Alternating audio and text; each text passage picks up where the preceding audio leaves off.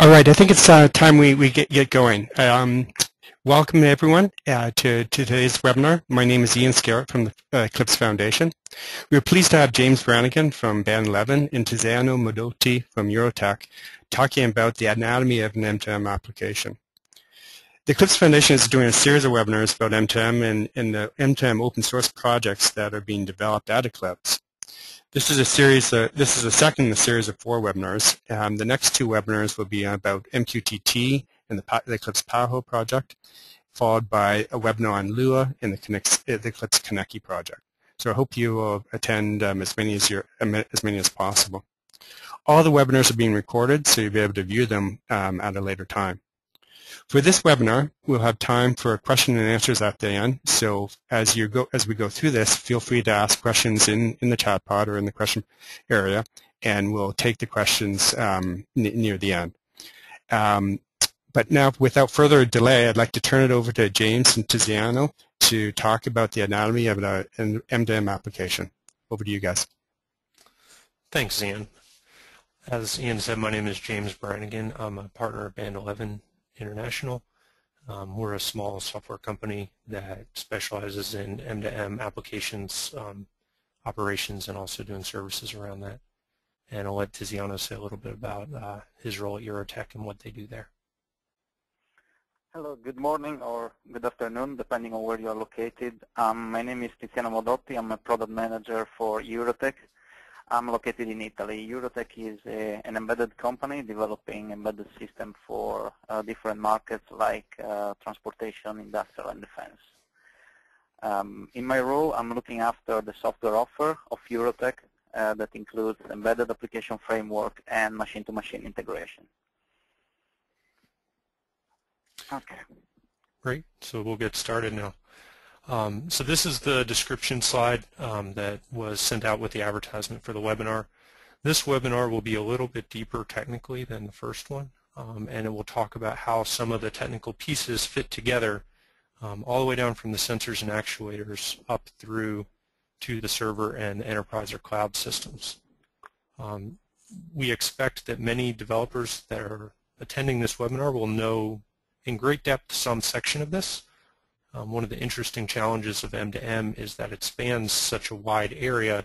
There are very few people that are deep in all the areas, so we thought an overview would be very helpful. So this is a picture that I like to use when describing M2M, the blind man and the elephant, which there's a poem about it. There's quite a bit of discussion about the origins of this story, but the basic idea is a lot of different people who can't see are touching different parts of the elephant and trying to describe what it is. And each of them think it's something different based on whichever part they're touching. And this is a lot like M2M, because if your experience with an M2M app is on the enterprise side, it feels one way to you, and if your experience is down writing device drivers for sensors, it feels completely differently. What we hope to do today is just describe the anatomy of the M2M app, kind of give names to the different pieces and roughly describe how those different pieces fit together so that at the end of the webinar, our hope is that you'll have some idea of what the general shape of an M2M app looks like and also how the pieces fit together. So what are the bones of a specific M2M application that we're going to cover today? There's sensors, sensor buses, connectivity methods, actuators, the actuator buses and connectivity methods, and this is really how the data gets in from the physical world and how you control the physical world. There's a wide range of remote devices and ways to connect those remote devices back to a cloud or an enterprise, so we'll cover some of those. We'll get into the idea of embedded device frameworks and embedded device applications. This is software that runs on those computing platforms out in the real world. We'll talk a little bit about communication protocols and how you route data from the physical world into the enterprise or the cloud. We'll talk about some of the challenges of data storage and data query that M2M presents when compared with the traditional enterprise app. We'll discuss worker processes and adapters to other parts of the enterprise that may already exist. And then we'll discuss end-user web interfaces to mobile devices, and remote device management, which is a key aspect of any M2M system. So without any further ado, I'll turn it over to Tiziano, and he'll get started from the sensors, working his way towards the server.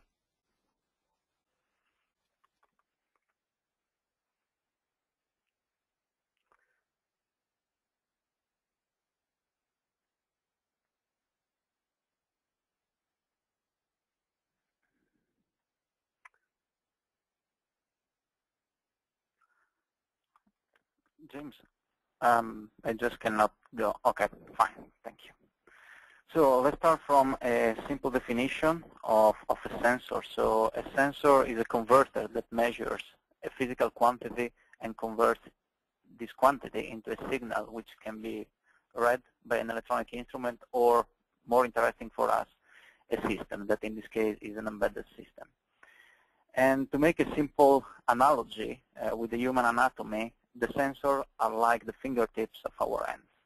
And I know that some of this information might be very obvious for all of you guys, but here is a list of the common sensors used. So we might have acoustic sensor, vibration sensor, temperature, humidity, current flow, optical sensor as well. So also a web camera is a sensor. And of course, we can have mechanical sensors. And many other sensors are definitely on the field. So part of this is just a subsection of what we can find on the field.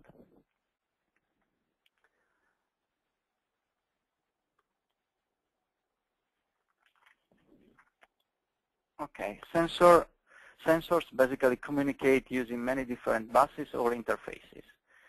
We may find wired sensors that are using very simply one-wire interface, or we can go over many different 2 wires or 4 wires interface. We definitely face the majority of the sensors using serial ports. We are starting to see USB sensors, Ethernet sensor, and of course ART sensor in the oil and gas industry. But there is a huge variety of sensors out there. Of course, there are sensors that are communicating using wireless protocols, and one of the most popular is basically Zigbee, that is built on top of the 802.15.4. Of course, we find Bluetooth sensors, Wi-Fi sensors, and many other proprietary protocols. And of course, to insist on the anatomy comparison, the sensor buses are like the nerves.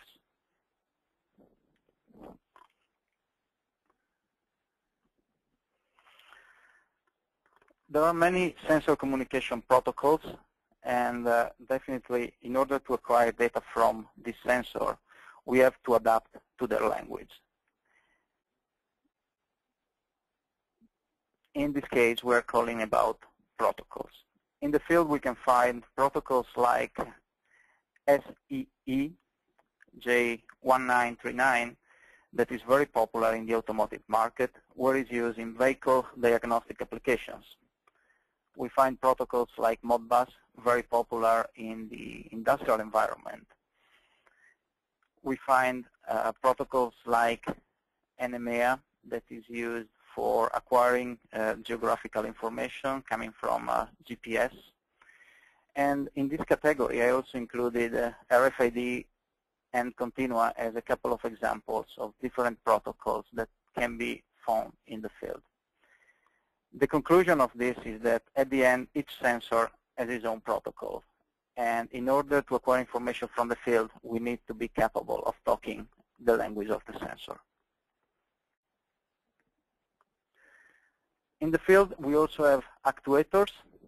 An actuator, just a simple definition, is a mechanism by which an agent acts upon an environment. And again, to make a comparison with the human anatomy, the actuators are like muscles. Again, a simple list of actuators. We have pneumatic actuators, hydraulic pistons, relays, and piezoelectric actuators. And many others can be definitely faced.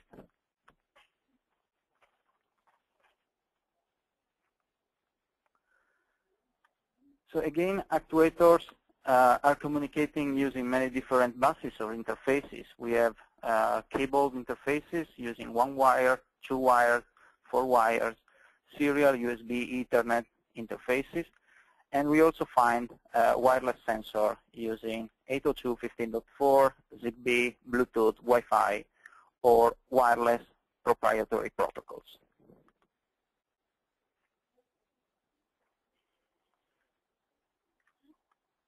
Again, a variety of interfaces can be used. We have digital output for basically controlling relays, analog output for controlling actuators or like motors. We have Modbus for talking about with an actuator, of course, ART, and many other protocols. And again, each actuator has its own protocol.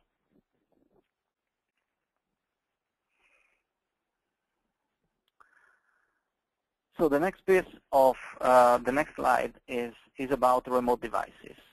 And remote devices are at the core of distributed system.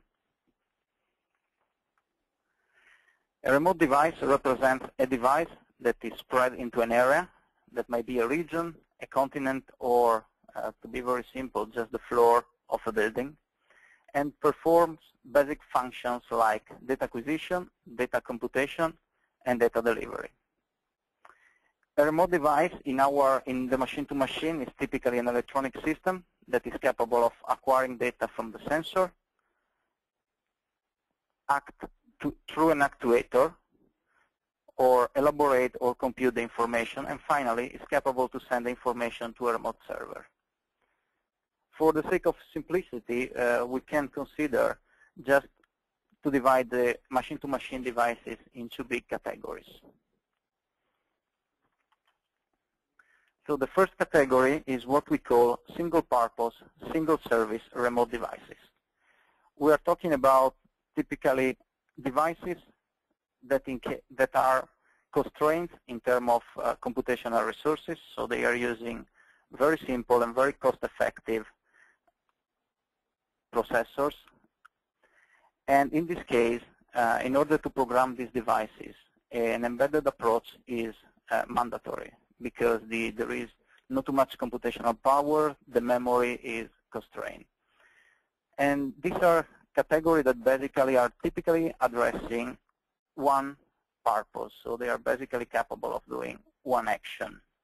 This is not general, but just to simplify all the discussion.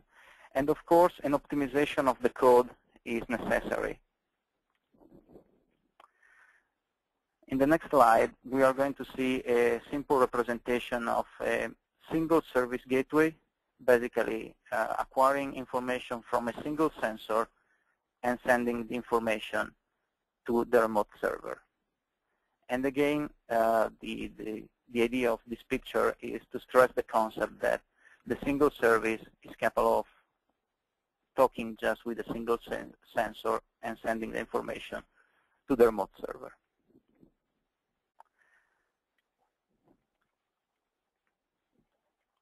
The opposite approach is what is called multi-purpose, multi-service machine-to-machine devices. In this case, we are talking about a system that is capable of running and acquiring many different information from many different interfaces, that basically instead of having the lower cost per device is providing the lowest cost per service, and in which the computational power is actually a little bit higher than the previous example. So we can typically run Java and OSGI frameworks on these devices. And where an IT-centric approach is mandatory, where basically the possibility of developing an application should be more easy. In this slide, we are basically depicting the concept in which the multi-service gateway is capable of acquiring data from many different sensors, and might be that all the sensors are using different protocols, is capable of talking with legacy systems, and is also capable, of course, to send information to a remote server.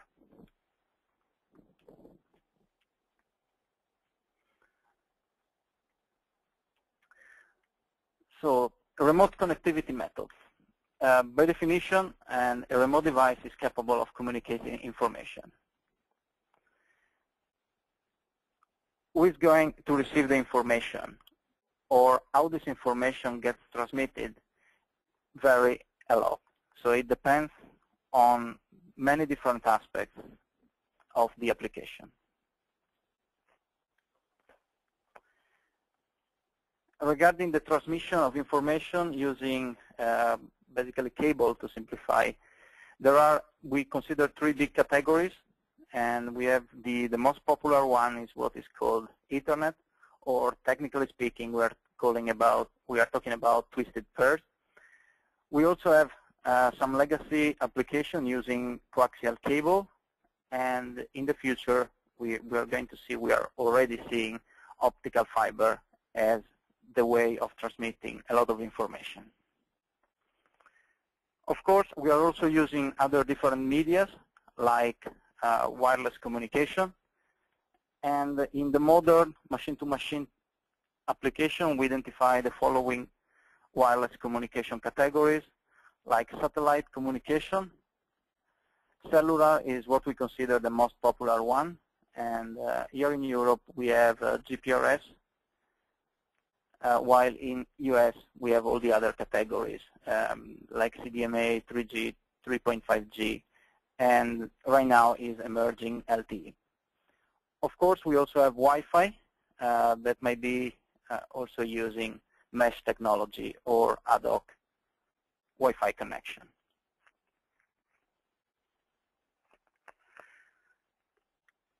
So at this point, we've basically described the different kind of way of acquiring information from the field and the different media that can be used for sending information to a remote server.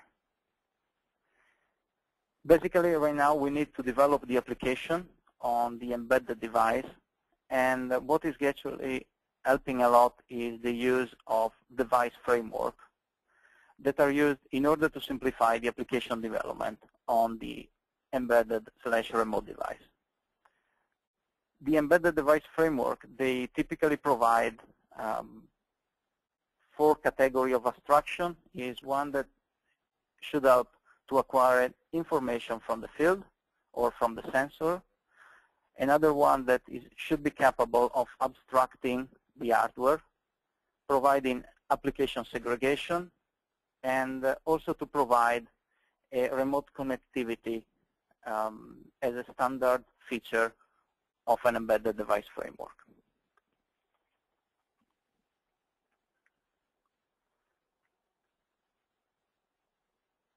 So the first part is about sensor abstraction.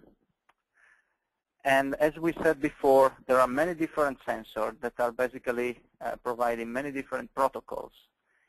And one of the key of developing machine-to-machine is application that are related to machine-to-machine, is the capability of abstracting from the single protocol and concentrating on the logical data values. So one of the main role of an embedded device framework is to abstract the protocol in order to have the machine-to-machine application basically developing the business logic instead of coding the single protocol.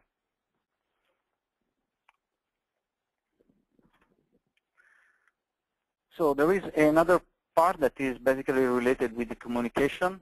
I consider this an internal communication. So for example, if you want to develop an application that uses a cellular modem, you know that all the cellular manufacturers are basically providing a standard set of AT commands that are actually slightly different one from each other.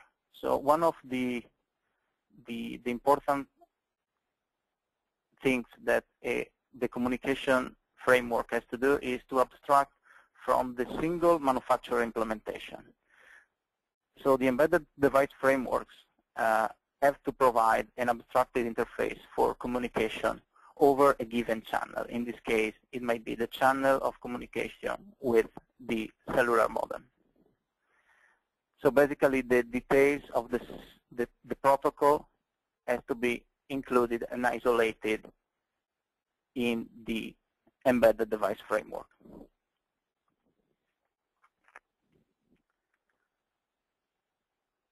So another important aspect of an embedded device framework is to provide the capability of managing the devices on the field. So typical operation that has to be performed on the devices on the field are firmware upgrade, application upgrade, might be also OS upgrade, or the capability of applying security patches. And typically this is accomplished by including an administration client on the embedded device framework that can help in all of these operations.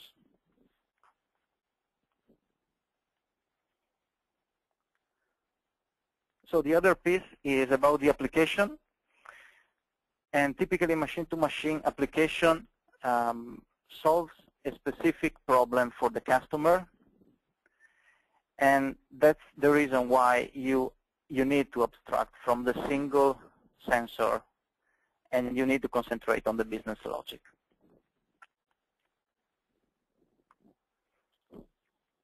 So just a very simple example of an application is a local geofence. So these are the steps that the application has to perform, and we need to read the position from the GPS.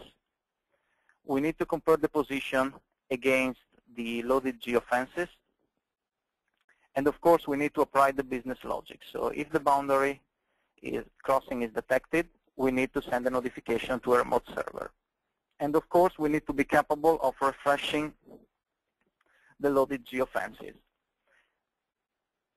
So just looking at this simple application, we might consider that there are a lot of peculiarities, like the GPS might be different from one vendor to the other.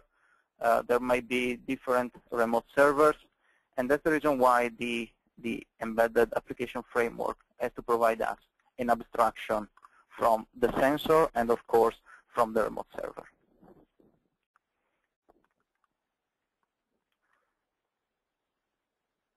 So these are, at an high level, the operations that we have to perform. We have to read value from sensor. We need to write values to actuators. We need to execute local logic or local analytics. We need to provide data logging. We need to provide the operator the capability of controlling the device. We need to be capable of generating alerts and notification if something basically happens. And of course, we need to be capable of sending data to a remote server. So on the application framework, there are many different technologies that you can find on the market. And for example, we can use C and C++ for developing device driver at the OS level. We can use Lua, Java, C# for developing the application level code. Then we can use HTML, CSS, JavaScript for designing and basically providing local operator interfaces. And there are many different other protocols. And of course, MQTT is a protocol that is used for sending messages to remote servers. So now I'd like to pass the stage to James for the rest of the slides. Thanks. Thanks, Tiziano. So I'm going to pick it up from a message has now left the embedded device, and we're headed into the enterprise or the cloud. And typically this communication is going to happen over TCP or UDP. There are different trade-offs depending on if you're using satellite or cellular, a private VPN on cellular, or the public internet. So the actual protocol varies kind of application at that lower level. Then at the next level, you say, well, protocols like MQTT and HTTP provide a higher level of abstraction, and these are very desirable for the applications to actually communicate in. One of the reasons that we don't just use HTTP everywhere is because MQTT lends itself to handling unsolicited device events much more cleanly. What I mean by this is if the device notices some condition and it wants to make the server aware of it, with MQTT there's a very straightforward way for it to send that message. With HTTP, you would have to perform an operation from the client and wait for the response from the server, but then that would make it difficult from the server side to then send unsolicited configuration changes down to the device. So no matter which side you would make the server, the enterprise cloud side or the remote device side, you end up in a situation where there's one type of event you want to send on.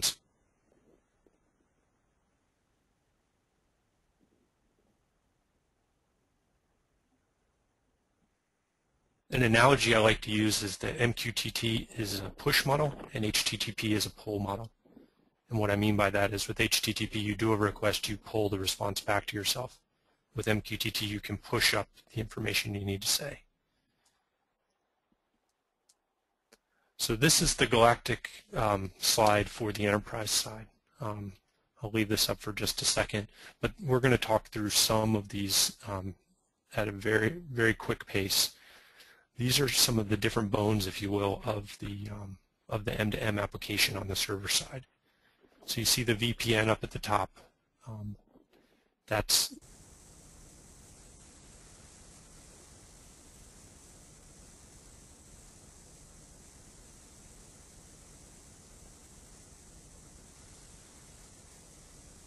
API that you do things, generate reports, you run workers against that.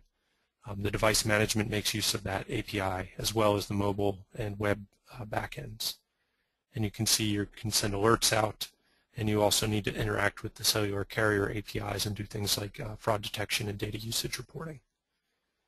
Some of those workers will run M2M application logic in addition to communicating with other enterprise systems to do analytics, electronic data interchange, and various business processes. There's quite a lot going on here, and we're going to go through it fairly quickly so we have some time for questions at the end. So we'll start with VPNs. Typically, if you're doing a cellular M2M system, you want to set up a virtual private network for those SIM cards that are reporting data to your server or set of servers. And the main reason you want to do this is you want to make sure that you're the only ones communicating together, so that you're not having someone trying to talk to your device or spoof protocol messages.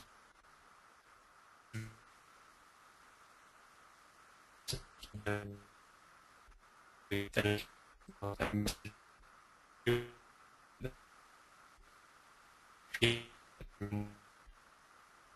hardware VPN solutions available depending on what kind of scale you need to achieve. So there's a couple different models we're going to mention here. The simplistic model is basically to queue in the database. So the data arrives over the VPN, it's immediately saved into the database for safekeeping, and then there are worker processes that run queries against that data store, parsing and validating those new messages and effectively moving it through a state diagram in the database as it processes each message. A slightly more sophisticated model is to use a broker model. And these are called message brokers. A lot of the big IT vendors have products, and there's also an open source broker that talks to MQTT called Mosquito. So in this model, a message arrives from the client, typically over MQTT at the broker. Interested parties subscribe by a topic subscription, which can have wildcard pattern matching. The broker compares the incoming message to the subscriptions that it's aware of and notifies the subscribers that match the pattern. This is a nice feature because it allows for an event-driven programming model for those workers. There are some downsides, but we're not going to have time to get into that whole discussion today. Another way that data gets back to the enterprise or the cloud is through what we call sneaker nets, and these are data transmission by human carrier. These days what that means is typically somebody with a USB thumb drive, and sneaker nets are very useful when you need to get bulk data off of a remote device that might be too costly to send over satellite or cellular. So these can be very important for developers that are trying to debug issues in the field in getting these logs in.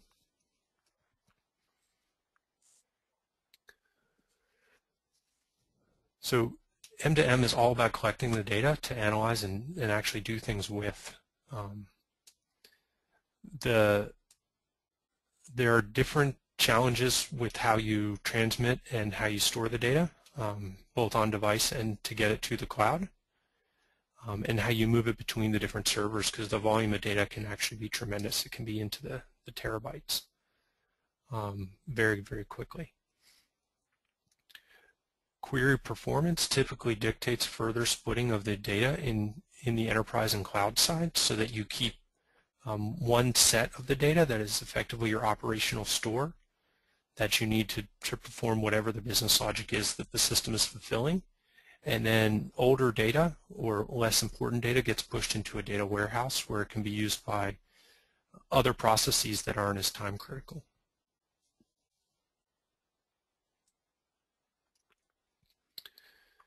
On-device storage is often used, and I'll tie this on-device storage into the enterprise here in just a second, as a cache when connectivity is spotty. Especially if you have moving assets and you have a cellular or satellite connection, you're going to have periods of time where you can't maintain connectivity to the backend.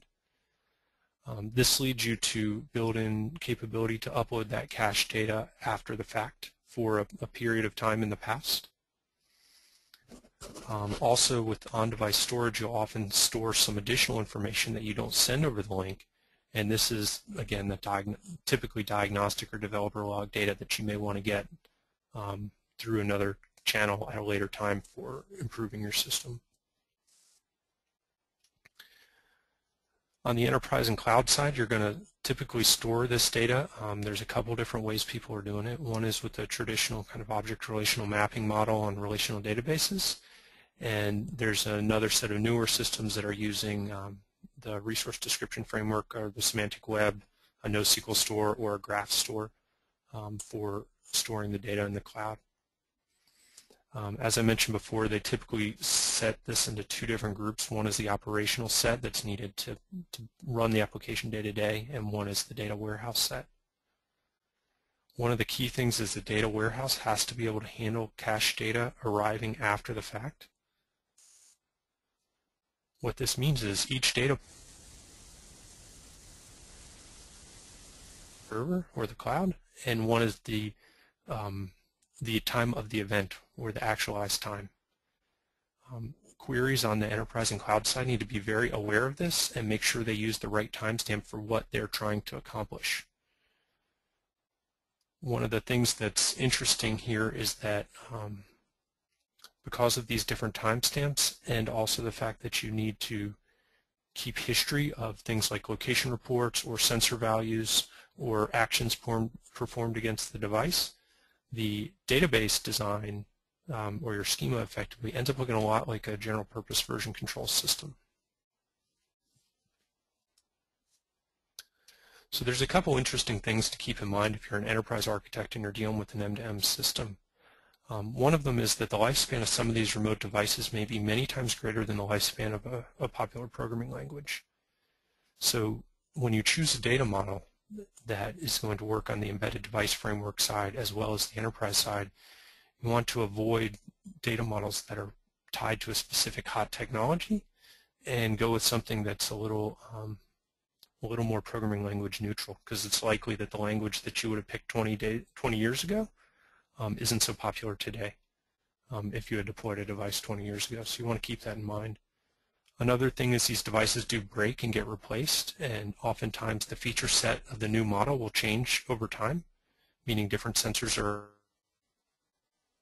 to adapt to a mix of devices that are fulfilling the same basic capabilities, and some of them have additional capabilities on top of that.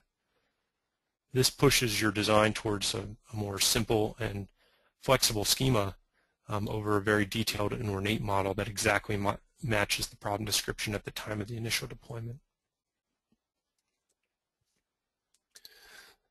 So worker processing is one of the key things that happens, and again, this can happen by guys running with their own thread and queries, or it can happen through an event-driven model. what you want to do is quickly get the important data stored in the database, because you never know when the system might crash, especially if you're running in the cloud. And then you want to perform queries to find your relevant inputs, do your work, and then write your outputs back to the data store again so that the next level of processing can find that and keep working. One of the design patterns that we typically use is only put the most business critical alert detection on that incoming data flow. If you allow the entire application to be done in that event-driven programming model, you can actually end up with really long event chains that can take a long time for things to happen. So we only do the most critical things that really would kill the business case if they are not detected immediately on that incoming data channel. We use algorithms as a type of worker that does some processing of the sensor input and makes it into a more consumable input for someone else, typically by generating some output. Just a very generic term, but it's some piece of code that runs in the server environment that processes the raw inputs coming from those embedded devices and turns them into something slightly more useful. And you may have many layers of these algorithms to produce your final result. A simple example is going back to the geofence example, but on the server side. So here we're going to receive incoming location data from the remote device. We're going to compare that against known geofences and generate an entered or exit event, which we're going to store back to the data store. Another worker is going to be running, and they're looking for entered and exit events in the data store as their inputs. And what they do when they detect them is they actually perform a transfer of a bill of lading over an enterprise data exchange system. So in this way you can integrate a legacy system you may already have with an EDI interface with an M2M system based on some event calculated by an algorithm. And this is an example of the sorts of connectivity and integration that you can perform on the enterprise side with M2M apps. So moving along here, because I got a few slides to get through and not too many minutes, so we have questions left. One of the key responsibilities on both the device side and the server side is to generate alerts and notifications and make human operators aware of potential problems in the field. There's a lot of different paths that are used: email gateways, SMS gateways, and more recently gateways to do push notifications to either Android or iOS devices have become very popular. So you can get it right to the operator's phone as quickly as possible, no matter where they are. Again, just design philosophy here: critical events should hook the incoming data flow, but not too much else. The rest you should get into the database as quickly as you can and run that as a worker process. Typically, we like to have notifications enqueued and managed by a separate worker process so that we can get back to handling the incoming data as quickly as possible, but we know that there's another process that's responsible for sending those notifications as quickly as possible. One of the key components of any back-end M2M system is the health monitoring. As you saw in that very first chart, there are many different pieces of an M2M system, and they're performing many different functions. And so simply knowing that those servers are up isn't sufficient level of monitoring to know that the application is actually working properly. You need to have a system that can collect details from all the different parts of the processing chain, aggregate that data, detect problems with the overall flow, places where it's stalled, and be able to use the notification worker that we just talked about to send either email, SMS, or mobile push notifications to your IT staff to get the system operating again when something's gone wrong. Especially when you're running in a cloud environment where you're buying your IT time from someone else, this is very, very important. Enterprise adapters are another type of worker, and they're typically involved in getting data from the M2M system that's collected from these devices or outputs of algorithms that run over that input data and getting that into other systems. Could be an analytics system like a SAS or a Cognos. It could be an electronic data interchange system, which is used in many different industries for exchanging information between each other. It could be an internal business process system.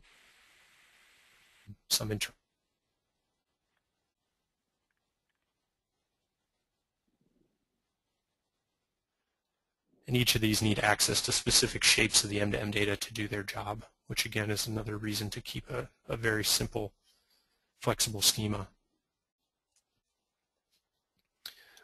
Typically they're running as periodic processes. And again, one of the things you don't want to do is hook the incoming data flow to do this sort of work because you'll really bog down the system.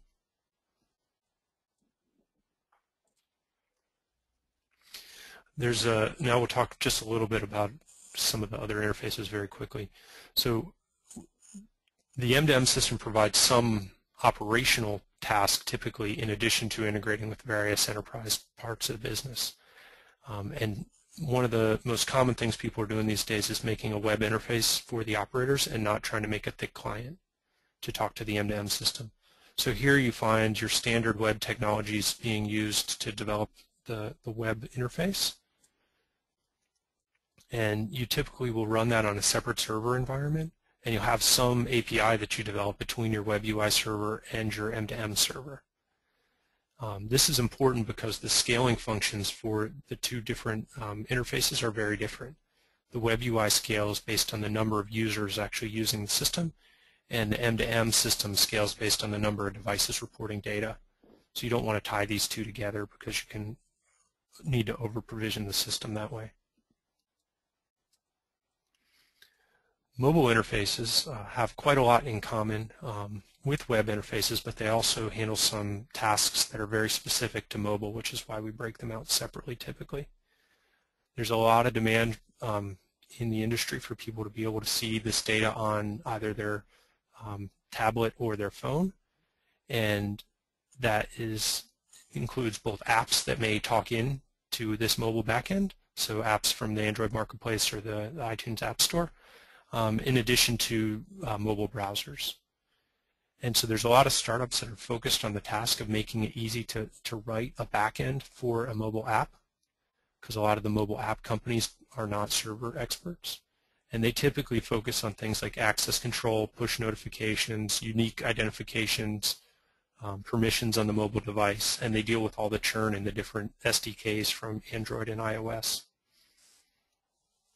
So just like the web interface, we use a similar design pattern. We have an API between the mobile backend and the M2M backend. There's a couple reasons. First, we have the different scale, just like we mentioned with the web, but also the mobile changes extremely rapidly, and we don't want that churn to be causing us to have to continually change the M2M backend. And one of the last pieces of our bones here is the device management, and this is critically important to the overall operation of the system. You need to be able to push out updates, security updates, new feature functions, operating system updates, configuration parameter changes for who they should communicate to, or various other settings. If you have to send someone out in the field to do these updates, you can kill the return on investment of a typical project. So there's several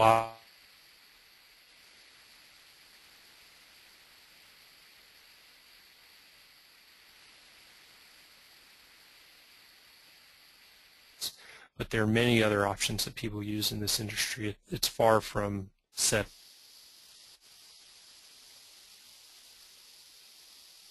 So what I want to finish up with before we take questions here is just telling you a little bit about what Eclipse M2M projects are up to and how they relate to the different bones of anatomy of an M2M app that we just discussed. So there's the M2M portal link you see here at the top of the screen, where you can get some basic information on all the three projects below, PAHO, Mohini, and ConnectU. And each of those have a wiki, and you can see the links on the screen for each of those projects. PAHO is interested in providing open source implementations of open and standard messaging protocols, particularly MQTT, which is an open protocol and it's working towards standardization. So at Eclipse, open source clients and different programming languages are being created that allow you to talk MQTT to a server. And MQTT was designed from the very beginning to be very, very bit efficient. So it's a cellular and satellite friendly protocol for you to use when you're communicating to the server. Mohini is interested in developing and delivering an embedded runtime running on top of Linux that exposes a high-level Lua API for building M2M applications. The key points here, it's a reference design for building M2M applications using the ConnectU tools and the PAHO protocols. So you can think of it as an example or a recipe for you to take inspiration for your own M2M application. And it's intended to work on reference boards so that you know that it's real and it's not just something that only will work on a laptop. The ConnectU project provides tools for easing the development, testing, and simulation of M2M solutions. Some of the key components of the ConnectU project are a set of tools that allow you to estimate your protocol data usage so you can get a good idea of how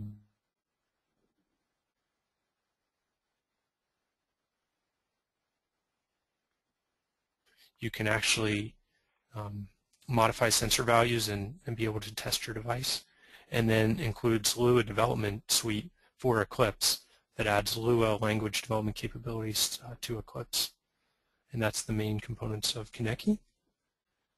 One other thing that the M2M group is doing is they're actually hosting the Mosquito broker running in a sandbox up at Eclipse at M2M Eclipse.com/sandbox. You can learn more. And this allows you to connect your remote devices and verify connectivity over MQTT without having to set up the whole server infrastructure. So it's a nice way for you to be able to get started and kick the tires right from the beginning.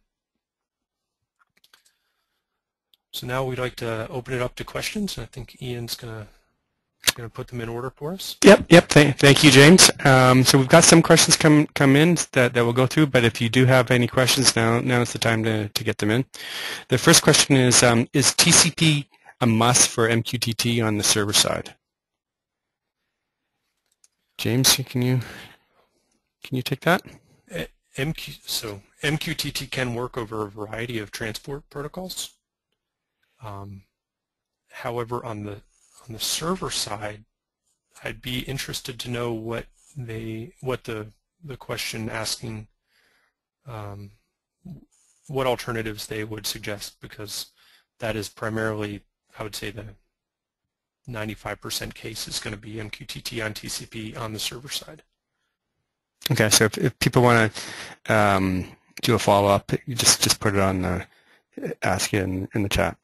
The next question is, does M2M define implement concerned also with downstreams to the sensor actuators, for example, to send commands?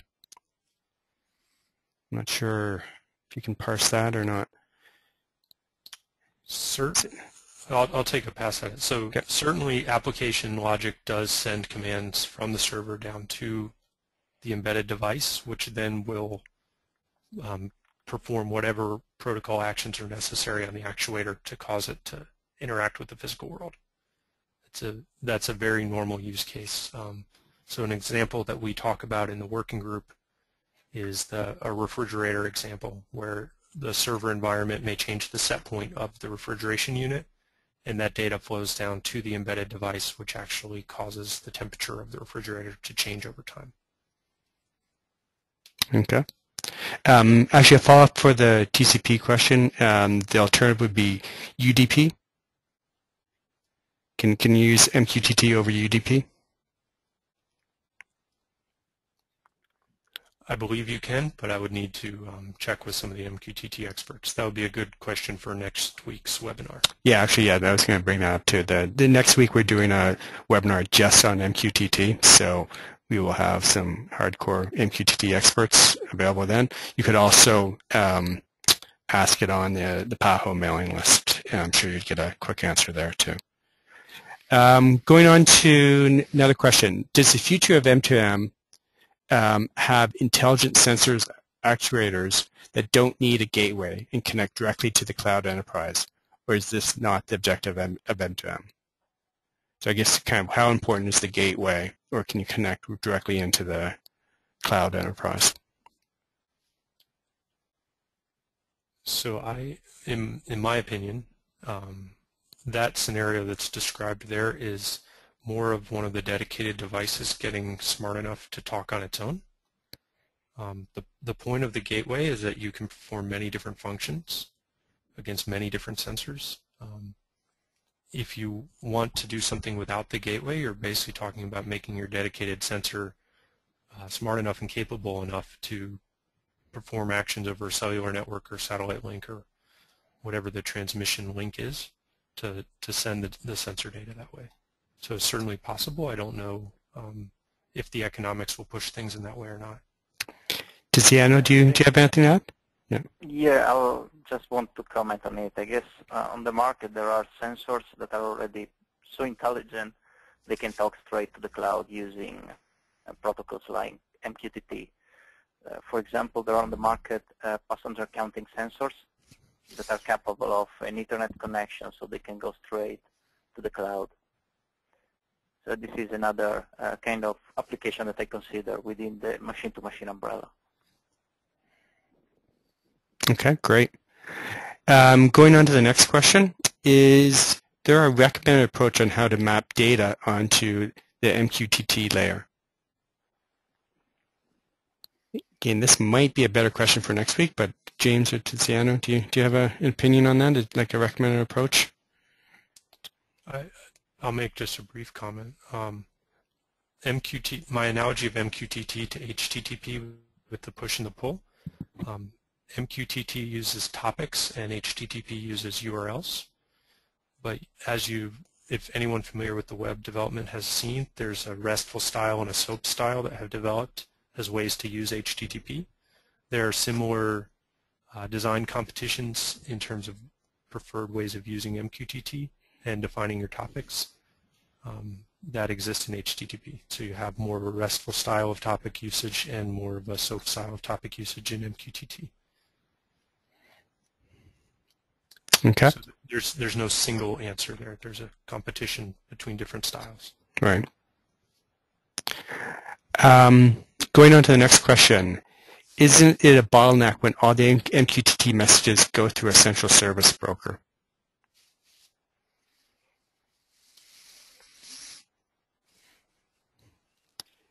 Is anyone? I'll take it. Okay. Of course, the broker has, since it runs on a server, might end up in basically ending the bandwidth. But definitely there are implementations on the market that are basically assuring that the broker is going to scale, and so you can basically push as much as information you want on a single broker. And behind the single broker there would be another set of brokers that will take care of the data. Yeah, so there's certainly a kind of a scalability and reliability architecture that needs to be put in place for the brokers, I would imagine. Yeah. Last question, so if other people have questions, please feel free to get them in soon. Are there competitive or protocols to MQTT?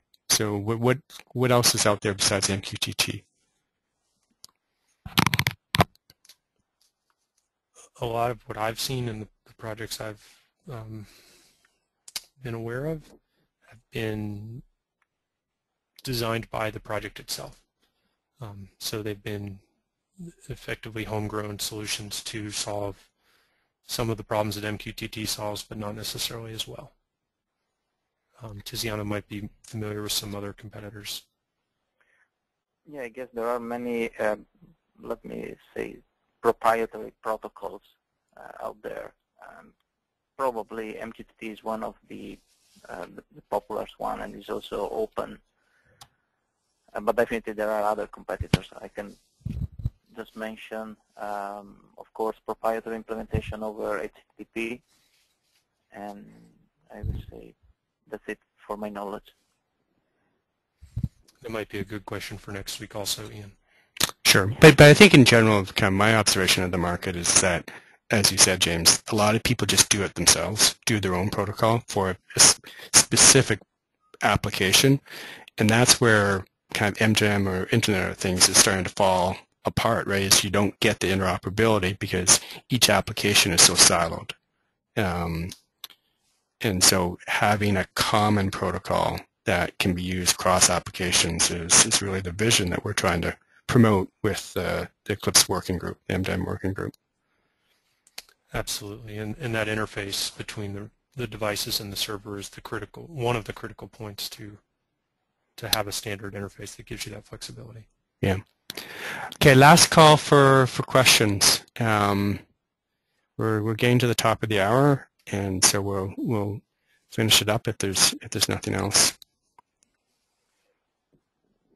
Okay. I don't see anything else coming in. So thank you, James and Tiziano. Next week we are having a presentation on MQTT, very technical, very specific to MQTT. So if you're interested, please sign up. Again, I will send a link to the registration form for that. As I said, this is recorded. The presentation is recorded. I will send out a link to everyone to the recording. It usually takes a day or two to get the recording posted. But thank you again, and thank you to our presenters. Have a good day. Thanks. Bye.